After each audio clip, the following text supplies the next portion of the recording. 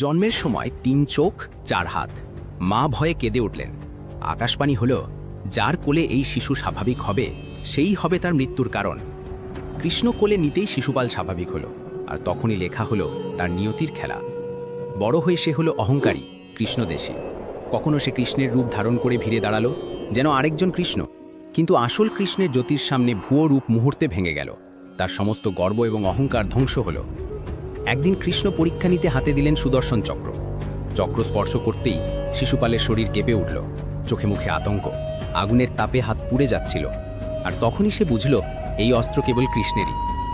রাজস্ব যজ্ঞে সে শতবার কৃষ্ণকে অপমান করল। কৃষ্ণ ধৈর্য ধরলেন সীমা পর্যন্ত, কিন্তু যখন সীমা ছাড়ালো ঝলসে উঠল সুদর্শন চক্র। চক্র ঘুরল, শিশুপালের মাথা কেটে পড়ল। সকল অহংকার, বিদ্বেষ এবং বীরত্ব এক মুহূর্তে শেষ। কেবল এক শব্দ, শেষ।